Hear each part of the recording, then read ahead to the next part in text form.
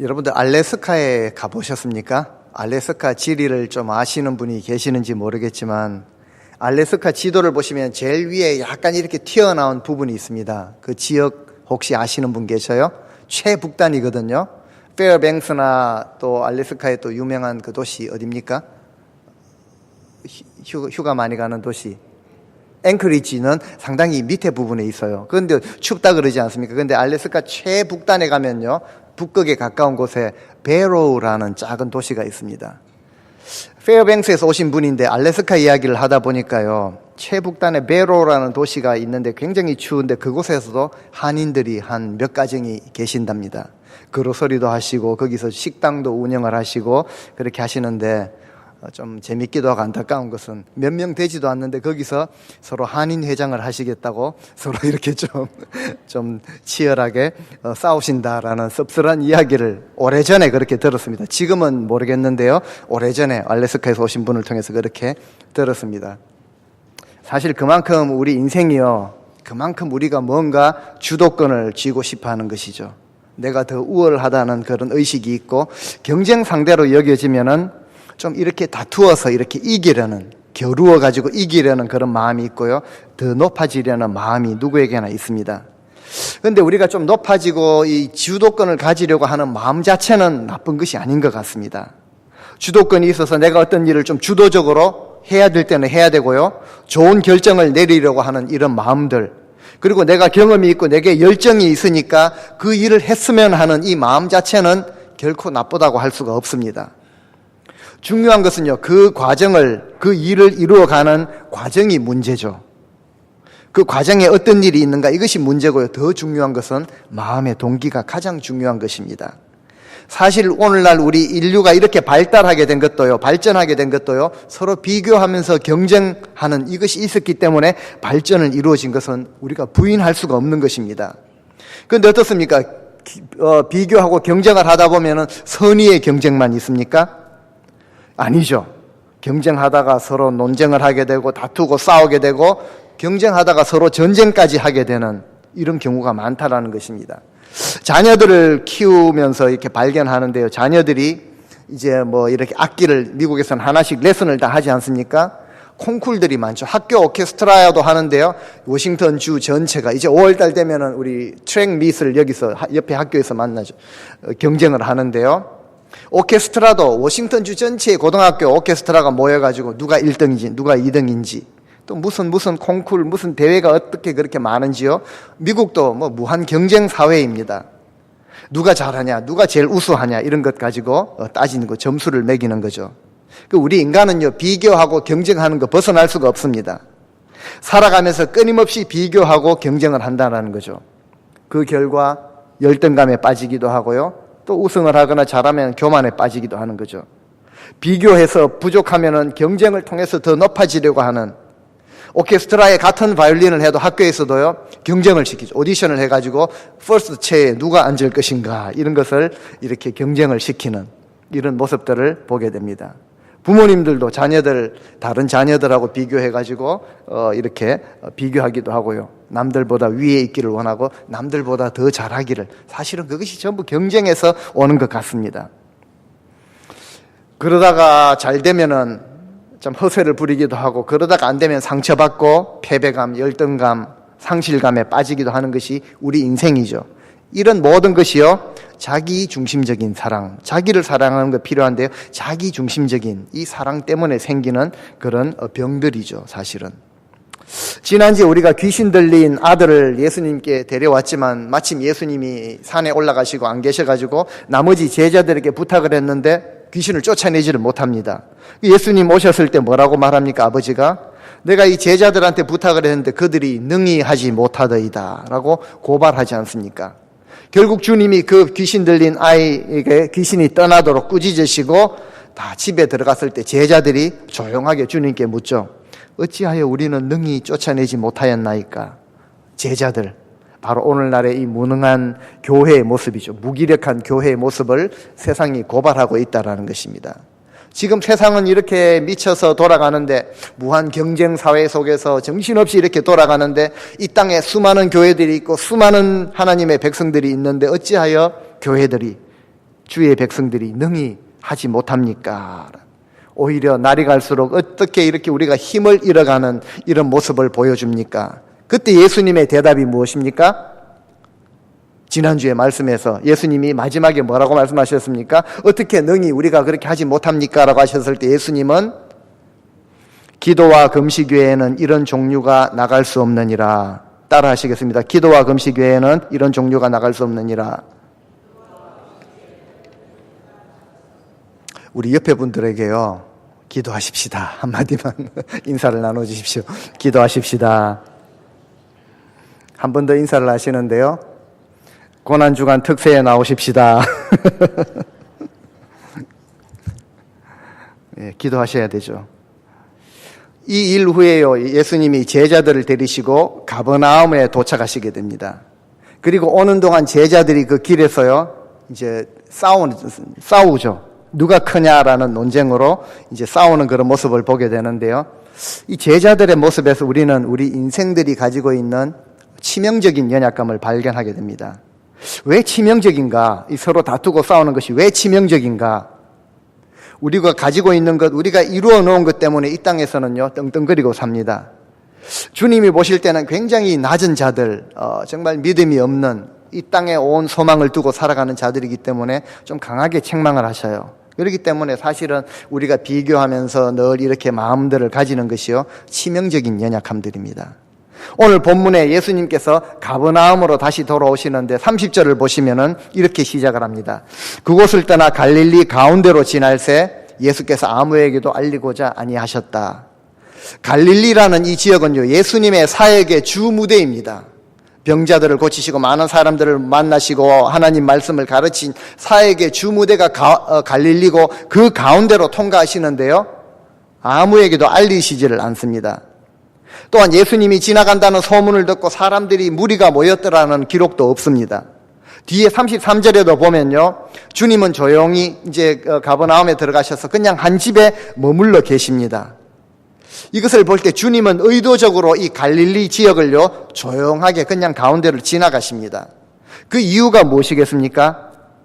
예전처럼 많은 사람들이 모여서 그들 앞에 기적을 행하고 하나님의 능력을 드러내는 이것보다는요, 사실은 더 중요한 교훈을 가르치기 위함인 것을 알 수가 있습니다. 31절에 보면은 이에 제자들을 가르치시며 또 인자가 사람들의 손에 넘겨져서 죽임을 당하고 3일 만에 살아나야 되겠다라는 것을 말씀하셨기 때문이다라고 이유를 말하는데요. 주님이 기적을 보이시고 병을 고치시고 귀신을 쫓아내시고 이렇게 하지 않는 이유가 있습니다. 더 중요한 것이 있기 때문이죠. 예전에 가이사랴 빌립보 지역에서 주님이 사람들이 나를 뭐라고 하느냐라고 물으셨을 때 베드로 고백을 하죠. 그때부터 주님이 드러내놓고 이제 내가 죽임을 당할 것이고 부활할 것이다 라는 것을 처음으로 가르치셨습니다. 그리고 오늘 여러분들 성경을 보시면 두 번째 가르치심이라고 나와 있는데요, 죽으심과 부활에 대해서 두 번째로 오늘 말씀을 하십니다. 죽으심과 부활에 대해서 이야기를 하는데 제자들의 반응이 어떻습니까? 32절. 그러나 제자들은 이 말씀을 깨닫지 못하고 묻기도 두려워하니라. 두렵죠. 우리 선생님이 지금 자꾸 죽으시겠다는 이야기를 하니까 두렵기도 하고 그 의미가 뭔지 전혀 말귀를 못 알아듣고 아직도 깨닫지를 못하고 있다라는 것이죠. 마가복음 10장 다음에 다루겠지만 10장에 가면 예수님이 십자가를 지시고 예루살렘으로 이제 십자가를 지시려고 가는 그 길에 세 번째로 죽음과 부활에 대해서 이야기를 하십니다. 그때도요, 세베대의 아들, 이제 야고보와 요한, 다른 성경에는 어머니가 와서 청탁을 했다라고 되어 있는데 세베대의 아들 야고보와 요한이 주님께 나와서 주님 영광으로 임하실 때 하나는 주님의 우편에 하나는 주의 좌편에 우리 형제들을 그렇게 좀 앉혀달라라고 청탁을 합니다. 이 모습을 보고 나머지 10제자들이 화를 내고 서로 이렇게 분쟁이 생기죠. 누가 크냐, 누가 더 높냐라는 문제가 제자들에게도 여러 번 있었습니다. 그런데 이 사건들은 항상 주님이 고난당하시고 죽임을 당하시고 부활하시겠다라는 말씀을 하신 직후에, 다른 때도 아니고요, 지금 십자가의 죽음을 이야기하시는데 제자들은 말귀를 못 알아듣고 지금 그들의 영광에 대해서, 높아짐에 대해서 기대를 하고 있다라는 것이죠. 이런 제자들의 모습을, 마음을 주님이 아시는데 그 주님의 마음이 어떠셨을까? 지금 주님은 우리 죄를 대속하기 위해서 죽으시겠다라고 말씀을 하시는데 그 주님의 죽으심 앞에서 누가 크냐, 누가 더 높냐 이런 거로 서로 다투고 있다라는 거죠. 세력 다툼을 하고 있다라는 거죠. 33절에 보면은 이제 갈릴리를 통과해서 가버나움에 이르러서 집에 계십니다. 제자들에게 물으시죠. 너희들이 지금 여기까지 오는 동안 길에서 서로 토론한 것이 무엇이냐라고 이렇게 묻습니다. What were you arguing about on the road? 길에서 What were you arguing? argu를 어떻게, 무엇 가지고 argu를 했냐라고 물으시는 거죠. 제자들이 여기까지 오면서 길에서 좀 진지하게 토론한 것이 있습니다. 토론한 것, 토론이라는 거 원어를 찾아보니까요. 좀 이렇게 싸우는 정도는 아닙니다. 생각하다라는 의미도 가지고 있는데요. 좀 생각을 하면서 머리를 좀 많이 굴리면서 좀 심각하게 누가 주님 다음으로 그 높은 자리에 앉게 될 것인가를 가지고요. 토론을 많이 했다라는 것입니다. 사실 우리 사람들이 어떤 주제를 가지고 서로 토론하고 이야기하는가라는 것을 보면요. 그 사람의 인격과 모든 것이 다 드러나게 돼 있다는 거죠. 기독교인이라면은 정말 우리가 어떤 삶을 이제 살아야지 주님이 기뻐하실까? 어떻게 하면 주님의 몸된 교회가 든든히 서가고 어떻게 하면은 하나님의 나라가 이 땅에서 이루어질 수 있을까? 이런 것 가지고 토론을 하면 좋겠는데요. 서로 누가 이렇게 더 높아야 되고 누가 주도권을 가져야 되고 누가 더 대접을 받아야 될 것인가? 이런 것 가지고 토론하면은 안 된다라는 것이죠. 제자들이 이것 가지고 토론을 했습니다. 진지하게 토론을 했습니다. 그래서 주님이 물으시는데요.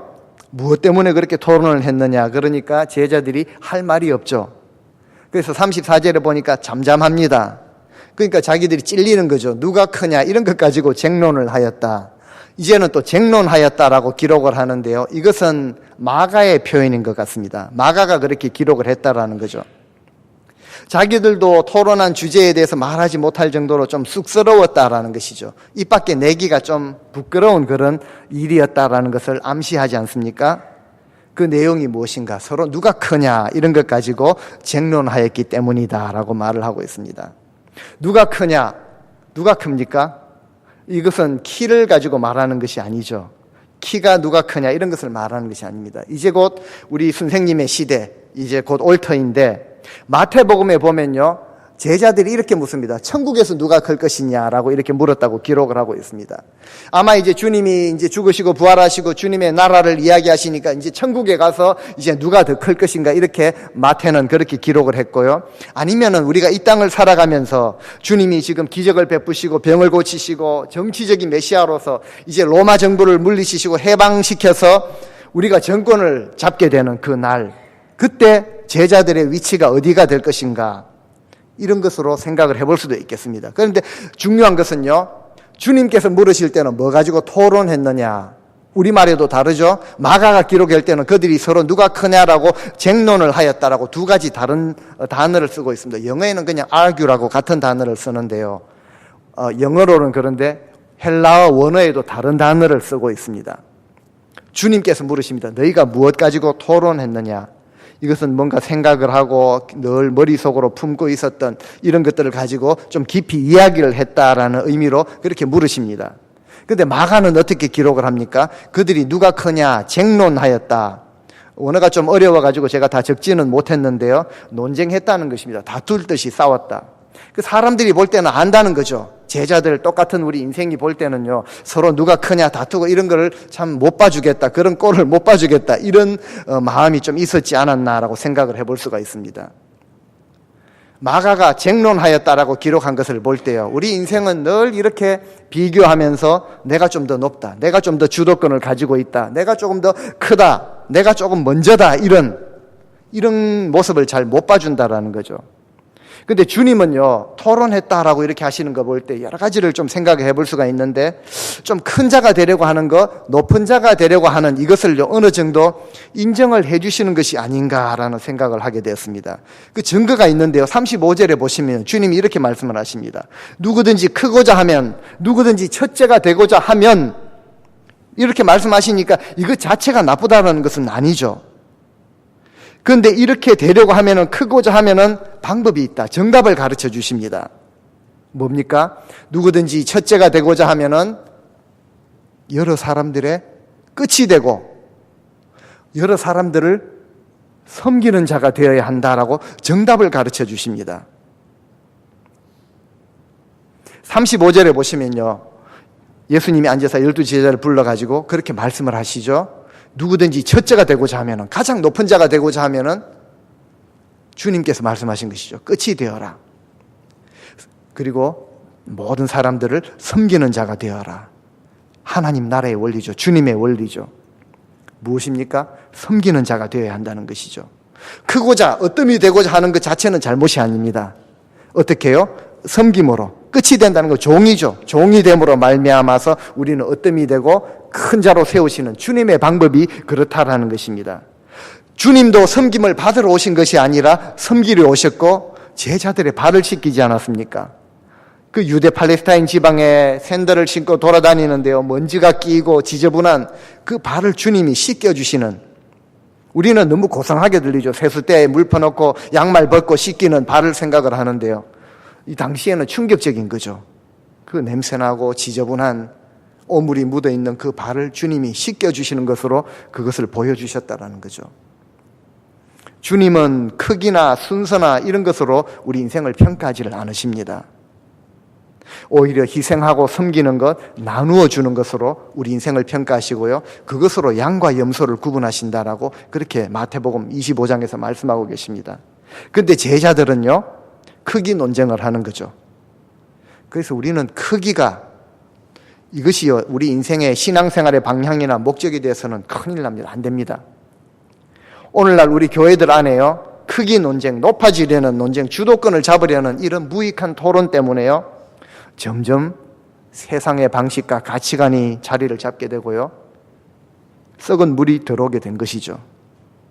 누가 더 크냐? 이것은요, 하나님의 속성이 아닙니다. 하나님 나라의 본질이 아니고 주님의 가르침이 절대 아니죠. 크기를 바란다면요, 성공을 원한다면 세상적인 그런 사고방식, 경영방식, 처세술 이런 거 통해 가지고 얼마든지 크게 할 수 있습니다.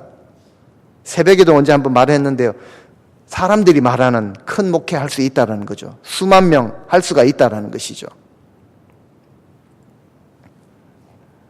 우리도 그렇지 않습니까? 우리 생각에 큰 교회 그러면, 타코마의 큰 교회 그러면은 세계 교회를 떠올리지 않습니까? 세상의 방식이죠. 주님은 그렇게 말씀하지 않습니다.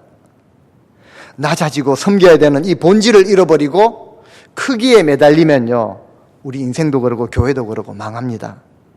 교회에 절대 이런 일이 있어서는 안 된다는 것이죠. 그래서 주님이 이것을 가지고 시청각으로 교육을 시키시는데요, 35절에 어린아이 하나를 데려다가 그들 가운데 세우시고 36절에 보면 안으셔가지고 제자들에게 말씀을 하시죠. 어린아이 하나를 데려다가 안으시고 제자들에게 말씀을 하시는데 뭐라고 말씀하십니까? 37절 같이 읽겠습니다. 마지막 37절 같은 목소리로 읽겠습니다. 누구든지 내 이름으로 이런 어린아이 하나를 영접하면 곧 나를 영접하며, 누구든지 나를 영접하면 나를 영접함이 아니요 나를 보내신 이를 영접함이니라. 아멘. 어린아이 하나를 데려다가 안으셨다. 얼마나 보기 좋아요. 조그마한 아이 하나. 근데 이것도 보면 놀랄만한 일입니다. 우리는 너무 이 아름다운 그런 생각에 젖어서 어린아이 하나, 어디서 데려오시는지 모르지만요, 원어에 보니까 이 어린아이가 파이디언입니다. 파이디언. 한국에서부터 제가 많이 들은 단어인데요, 어릴 때부터. 어린이 선교회, 파이디언 선교회. 그런데 이것은요, 어떤 소년이라는 단어하고 또 달라요. 젖먹이도 파이디언이라고 그러는데요, 정말 나약한 보잘것없는 아이 하나를 데려와서 주님이 품에 안아줘야 될 만큼 이런 어린 아이를 데려와서, 그러니까 안아주시는 거죠. 안으시면서 주님이 말하시는 것입니다. 아시다시피요, 유대인들은 여자와 어린 아이들을 숫자에 포함하지 않았습니다. 어린 아이라고 하면 그만큼 가치 없는 존재로 그렇게 그들은 인식을 하고 있다는 거죠. 그런데 주님이 그 가치 없는 연약한 아이를 안으시고 이렇게 말씀하십니다. 누구든지 내 이름으로 이런 연약한 아이 하나를 영접하면은 나를 영접하는 것이고 곧 하나님 아버지를 영접하는 것이다. 나를 보내신 아버지를 영접하는 것이다. 엄청난 말씀을 하시는 거죠. 무엇이라고 말씀하냐? 내 이름으로 이렇게 말씀을 하십니다. 이것은요, 이름이라는 것은 인격과 신분을 나타냅니다. 누구 이름 딱 세 자를 들으면요, 아, 그분의 인격, 모든 것이 다 나타나는 거죠. 즉 예수님의 이름을 사용하는 자들은요, 예수님과 같은 그런 깊은 인격적인 관계에 있다, 교제에 있다라는 것을 전제로 하는 것이죠. 예수님의 이름으로 우리가 쉽게 어떤 일을 하더라도요, 예수님의 이름으로 하는 것하고 내 이름으로 하는 것하고 천지 차이죠. 예수님을 통하여서 예수님과의 관계 속에서 그렇게 하는 것을 말하는 것이죠. 우리를 구원해 주신 예수님께서 부탁하신 말씀이기 때문에 예수님의 이름에 그 명예를 걸고 어린아이, 별 볼 일 없는 사람이라고 할지라도 잘 영접하게 되면 이것은 예수님을 영접하는 것이다, 하나님을 영접하는 것이다 라고 주님이 말씀하고 계십니다. 그런데 그분이 이 부탁한 사람을 거절하게 된다면 이거 예수님을 거절하는 것이죠. 우리가 예수님 안에서 예수님의 이름으로 섬기는 것은요, 예수님을 모시고 예수님의 이름 때문에 섬기는 것이기 때문에요, 전혀 모르는 사람임에도 불구하고, 정말 가치가 없는 사람임에도 불구하고 그냥 교회 행사니까 나가서 그냥 홈리스들 밥 한번 해주는 거 하고요, 예수님을 모시고 예수님의 이름으로 섬기는 거 하고는요 천지 차이라는 것이죠. 마더 테레사를 다 아시는데요, 기록을 보니까 이런 말이 있습니다. 아마 유럽의 어느 나라 출신인 것 같은데요, 인도에서 그 나병 환자들을 섬기지 않습니까? 피고름을 입으로 빨아냅니다. 섬기면서 돌보던 마더 테레사에게 기자가 와서 물었습니다. 어떻게 나병 환자들을 그렇게 사랑할 수가 있었습니까? 라고 하니까 테레사 수녀가 대답하기를, 나는 나병 환자들을 사랑하지 않습니다. 오직 예수님을 사랑하기 때문에 예수님의 이름으로 그들을 돌보고 사랑하는 것뿐입니다 라고 대답을 했는데요, 정말 예수님의 이름으로 어린아이 하나를 영접한다라는 것의 의미를 정확하게 알고 계시는 분이죠. 만약 트럼프 대통령이 이 타코마를 방문했는데요, 우리가 영접을 하고 좋은 그 한국 레스토랑에 가서 대접을 했어요. 강남 바베큐에 가서 그릴을 대접을 했는데 식사를 같이 했다. 그러면 사진 찍고 확대해가지고 집안에 난리가 나죠. 대통령을 영접을 했는데 어린아이 하나를 영접했다. 오신 손님을 그냥 영접했다. 홈리스를 영접을 했다. 대접을 했다. 거기에 가치를 둡니까? 불쌍한 사람 가서 우리가 돈 있으니까 한번 음식 해가지고 그냥 도와줬다, 이런 마음 가지기가 쉽잖아요. 사실은 우리는 그렇게 가치를 두는데 예수님은요 정반대입니다. 섬기는 것의 진정한 가치를 우리에게 설명해 주시죠. 무사람의 끝이 되고 정말 낮아져 가지고 섬기는 자가 되면은 그 사람이 첫째다라고 주님이 그렇게 말씀을 하시죠. 정말 하나님의 백성 예수 그리스도를 따르는 제자들은요 누구를 섬겨야 됩니까? 세상에서 무가치하게 보이는, 정말 아무런 도움이 되지 않는다라고 생각하는 어린아이를 영접하고 섬겨야 한다는 것이죠. 사람들은 몰라줄 수가 있습니다. 사람들은 모르죠. 어디서 우리가 어떻게 어린아이를 영접하고 섬겼는지. 주님은 아시고 계신다는 거죠. 그리고 큰 자로 인정을 해 주십니다. 우리 교회에서도요, 우리 유스그룹 어르신들이, 우리 사실 부모님들도 그래요. 유스 애들 그러는데요. 이렇게 말씀하시면 안 될 것 같아요. 어른들 중요한 일을 하는데 애들은 좀 저기 조용해라, 나가서 놀아라, 이러면 안 됩니다. 정말 우리 자녀들, 우리 젖먹이들, 귀한 아이들 귀하게 여기고 정말 대접을 잘 하셔야 되죠. 이거 주님 말씀 순종하는 것 아닙니까? 귀한 자들 아닙니까? 앞으로 이민교회요, 5년 10년 앞을 우리가 장담할 수 없습니다. 모든 소망을 우리 자녀들에게 붓고요, 저들을 신앙으로 양육시키는데 관심을 많이 가지셔야 됩니다. 어린아이 하나를 영접하는 모습이 그렇게 나타나야 된다는 거죠. 그리고 교회 안에서 영적으로 미숙한 자들이 있을 수가 있습니다. 이런 자들을 보면 성경이 어린아이라고 표현을 합니다. 그래서 어떻게 보면은 무시하고 왕따를 당하기도 하는데, 그러면 안 된다는 거죠. 힘없고 나약한 자들을 무시하거나 낮게 보시면 안 됩니다. 어린아이를 영접하라는 것은요, 오히려 그들을 섬기라라는 그런 말씀을 우리에게 주시는 것이죠. 낮은 자들만 섬기는 것이 아니라 낮은 자들로부터 시작해서 모든 사람을 섬기라는 그 주님의 말씀입니다. 하나님 나라에서 섬김이라는 것은요, 섬기는 자들과 섬김을 받는 자들이 모두가 예수 그리스도의 이름으로 예수 그리스도 안에서 하나가 되고, 그리고 하나님께 다시 연결이 되는, 하나님께 나아가는 길이 열리는 이런 축복의 통로로 우리에게 섬김이라는 그런 귀한 도구를 주셨습니다. 주님이 이 섬김의 가치가 얼마나 귀한 것인지 몸소 그렇게 보이셨고 우리에게 지금 말씀해 주고 계십니다. 사역의 주무대로 갈 수 있는 갈릴리를 통과하여 지나시면서도요, 아무에게도 말씀하지 아니하시고 가버나움, 위로의 마을이라는 뜻을 가지고 있는 그 마을의 한 집에 계실 때도요, 외부 무리들이 찾아와가지고 이런 것을 다 차단하시고 제자들에게 중요한 제자도를 가르치셨는데 그것이 바로 섬김입니다. 하나님 나라의 질서가요, 군림하는 것으로 이루어지지 않습니다. 통제하고 허락을 해주고 확인을 하고 이런 것에서 이루어지는 것이 아닙니다. 거기에서는 문제가 생겨나죠. 하나님 나라의 질서가요, 섬기는 것 통해서 아름답게 이루어집니다. 섬김을 통해서 진정으로 하나님께 인정받는 큰 자가 되는 길을 주님이 지금 우리에게 보여주십니다. 주님은요, 우리가 높아지기를 원하고, 정말 주님은 우리가 정말 귀한 자가 되기를 원하고요, 큰 자가 되기를 주님이 원하십니다. 그러고 보니까 주님도 이 땅에 계시면서요, 그 사회에서 정말 버려진 모든 사람들을 다 영접을 하셨습니다. 예수님께서 영접을 하셨다면 주님을 따르는 우리들은요, 조건 없이 예수님의 길을 따라가야 되는 것이죠. 어린아이, 별 가치 없게 여겨지는 자들을요, 잘 영접하고 잘 섬기셔야 됩니다. 나누고 베풀고 섬기는 그런 교회 공동체가 되어야 한다는 것이죠. 우리가 그리스도인으로 이 땅을 살면서요, 옳고 그른 것 따지는 것보다요, 겸손과 섬김을 통해서 하나님의 풍성하심으로 그렇게 들어갈 수 있는 그런 신앙의 경험이 우리 가운데 늘 있어야 된다는 것입니다. 우리가 조금만 이 영의 눈을 열고 보면요, 예수님의 마음이 쏟아지는 곳, 예수님의 눈길이 머무는 곳, 그곳에 우리의 마음과 우리의 손길, 우리의 눈길이 거기에 같이 머물 수가 있습니다.